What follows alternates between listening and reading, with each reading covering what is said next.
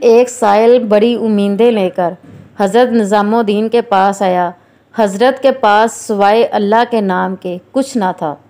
سائل کو خالی ہاتھ واپس کرنا انہیں اچھا نہ لگا، چنانچہ اپنے جوتے انہوں نے اس سائل کو دے دیے۔ سائل چل دیا۔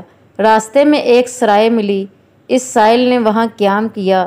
اس وقت امیر خسرو تجارت کر کے واپس لوٹ رہے تھے۔ خوب کمایا تھا، تمام مال و اسباب ساتھ تھے۔ جب معلوم ہوا کہ یہاں ایک سائل ہے جو دلی سے آیا ہے تو فوراً اس سے ملنے گئے تاکہ اس سے اپنے مرشد کا حال معلوم کر سکیں۔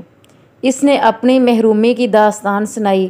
امیر و خسرو تاب اٹھے، کہنے لگے کہ یہ جوتے مجھے دے دو اور بدلے میں یہ تمام مال و اسباب لے لو۔ سائل حیرت میں پڑ گیا۔ انہوں نے اپنا سب کچھ اسے دے دیا اور حضرت کے جوتے اپنے سر پر رکھ کر دلی پہنچ گئے۔ اسی چاہت اور لگاؤ کا یہ صلہ ملا کہ وفات کے بعد اپنے مرشد کے قدموں میں جگہ پائی۔ سچا عاشق وہ ہے جو اپنے سب کچھ لٹا دے، لیکن یہ ہر کسی کے بس کا کام نہیں۔ جگر مراد آبادی نے ٹھیک کہا، یہ عشق نہیں آساں، بس اتنا سمجھ لیجئے، ایک آگ کا دریا ہے اور ڈوب کے جانا ہے۔ Please like and subscribe this channel. Thanks for watching. جزاک اللہ۔ اللہ پاک آپ اور ہم سب کا حامی و ناصر۔